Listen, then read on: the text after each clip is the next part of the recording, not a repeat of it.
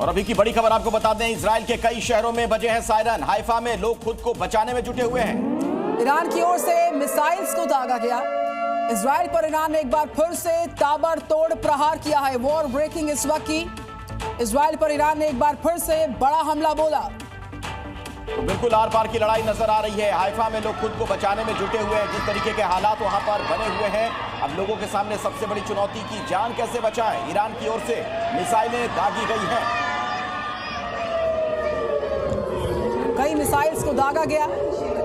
Iran का पलटवार सामने आया और लगातार ताबड़तोड़ हमलों का सिलसिला जारी है। एक तरफ टारगेटेड अटैक्स हैं इजराइल के और एक तरफ ईरान का बारूदी पलटवार जारी है। ये तस्वीरें आप देख सकते हैं किस तरीके के हालात वहां पर, सड़कों पर अफरा तफरी का आलम। एक व्यक्ति को आपने देखा जान बचाने के लिए कैसे वहीं जमीन पर लेट गया। किस तरीके की स्थिति बनी हुई है उसका अंदाजा इन तस्वीरों को देखकर आप लगा सकते हैं। ईरान का मिसाइल हमला, इजराइल का बारूदी बदला, कई इमारतें तबाह हो गई हैं। खतरे का अलार्म लगातार वहां पर गूंज रहा है। ये चार बड़ी तस्वीरें आपके सामने। ईरान का जो मिसाइल अटैक है, मिसाइल से हमला फिर बोला गया। इजराइल का बारूदी पलटवार आपके सामने और कई इमारतों को नुकसान पहुंचा और शहर दर शहर खतरे के अलार्म सुनाई पड़ रहे हैं। सायरन बज रहे हैं युद्ध के। इस तरह की भयावह स्थिति है जिसमें कि लोग यहां पर सेफ जोन्स में जाने के लिए, शरण लेने के लिए लगातार कोशिश कर रहे हैं। चार ब्रेकिंग न्यूज आपके सामने। चौथा दिन लगातार हमलों का सिलसिला जारी। लगातार वहां पर इसी तरीके से सायरन की आवाज सुनाई पड़ रही है। हाइफा पोर्ट पर ईरान ने मिसाइल दाग दी है। ईरान पर बैलिस्टिक मिसाइल से हमला किया गया है। ईरान इजराइल युद्ध का आज चौथा दिन और हालात लगातार खराब होते जा रहे हैं। और अब 24 तस्वीरें आपके सामने। इजराइल के टारगेटेड अटैक्स और साथ ही साथ ईरान के बारूदी बदले किए अलग अलग तस्वीरें वहां से सामने आ रही हैं। चारों तरफ आग और धुएं का गुबार है और यहाँ पर मिसाइल से बड़े हमले बोले जा रहे हैं टारगेटेड अटैक्स के तौर पर। और दोनों इजराइल और ईरान ने दावा कर रहे हैं कि हम भारी नुकसान एक दूसरे को पहुंचा रहे हैं। इन सबके बीचों बीच ये तस्वीरें, 24 तस्वीरें जी न्यूज आपको एक्सक्लूसिवली दिखा रहा है।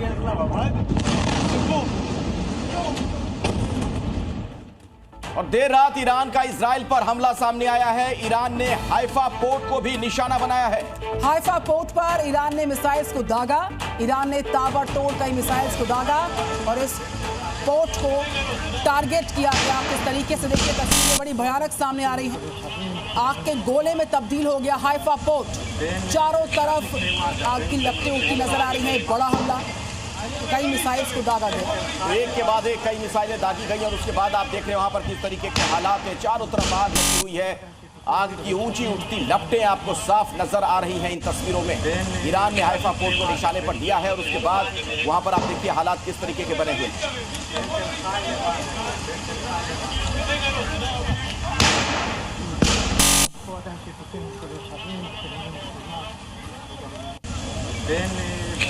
और हमारे साथ दो मेहमान इस वक्त हैं। श्याम कुमार जी बतौर रक्षा विशेषज्ञ और सुशील सिंघल जी इस वक्त हमारे साथ बतौर रक्षा विशेषज्ञ पैनल में शामिल है। श्याम कुमार जी, ईरान और इजराइल दोनों एक दूसरे को इस भारी टकराव के बीचों बीच भारी नुकसान कराने का दावा ठोक रहे हैं। ताबड़तोड़ मिसाइल अटैक्स के बीच में जो यूएस का बयान सामने आया, ट्रंप का बयान सामने आया, जो इंटरवीन करने की कोशिश की, उसका क्या संदेश है, उसके क्या मायने बताइए। नमस्कार, जय हिंद, शनोवर्ण। समुद्र की विशाल सीमाओं से नेवल ऑफिसर हूं मैं, कैप्टन श्याम कुमार। और मैं बताना चाहूँगा आपको, इजराइल और ईरान की जो ये लड़ाई है ये बरसों पुरानी है और पिछले 4 दिनों से हम लगातार देख रहे हैं एस्केलेशन जो लैडर है वो लगातार ऊपर जा रहा है। और इस बीच में हमने ये भी देखा है कि इजराइल की जो लड़ाई शुरू हुई थी वो जो न्यूक्लियर वेपन प्रोग्राम है उसके लिए थी और वहाँ पर उसने पहले दिन अटैक करके अपनी कुछ जो उसके ऑब्जेक्टिव्स हैं और कभी करीब उसको जो करना चाहिए था उसने किया। और रिटेलिटी स्ट्राइक के ऊपर ईरान ने काफ़ी सारे मिसाइल्स दागे हैं जिस पे काफ़ी सारे डैमेजेस हुए हैं। दोनों में डिफरेंस ये है कि ईरान प्रिपेयर्ड नहीं था उस तरह से जैसे कि इजराइल प्रिपेयर्ड है। सोची समझी नीति के तहत 1 साल के बाद दोबारा उसने ये अटैक किया है जब उसने हमास और हिजबुल्ला और हुती से अपने आप को उनको निपट लिया। और जब वो सही समय उसने देखा है तो उसने 61वें दिन जो एक डील चल रही थी अमेरिका के साथ ईरान की stoppage of nuclear weapon programme के लिए, उसके बाद उसने अटैक किया है।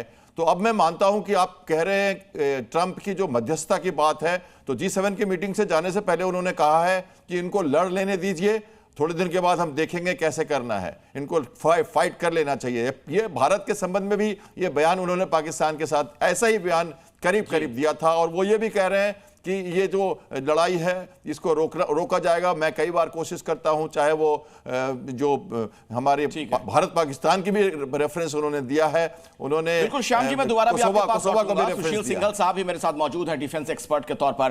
सुशील जी, अमूमन जब लड़ाइयां होती हैं, युद्ध होते हैं, तो दो देश की सेनाएं लड़ती हैं, लेकिन जिस तरीके से रिहायशी इलाकों को टारगेट किया जा रहा है, उसका मतलब क्या निकाला जाए? बिल्कुल क्या आर पार की स्थिति है? देखिए, ऐसा है कि जो है मेरे विचार से कोई इंटेंशनली नहीं होता है, लेकिन जिस तरह का आजकल की जो युद्ध तरीका हो गया है कि स्वैर्म ऑफ ड्रोन भेजे जा रहे हैं, मिसाइल भेजी जा रही हैं, तो पिन पॉइंटेड नहीं हो रहा है। तो इससे जो है एक तो ये कहना कि भाई ये जो है जानबूझ के करा जा रहा है, मेरे विचार से इसको थोड़ी सी हमारे लिए वो नहीं कहना चाहिए हमें, जब तक इसका पूरा एविडेंस ना हो। दूसरा, ईरान और जो इजराइल की जो लड़ाई जो अब चल रही है पिछले 4 दिन से, जैसा हम आपने बात कर रहे हैं, उसमें इनके दोनों के जो अपने ऑब्जेक्टिव है वो बहुत क्लियर हैं।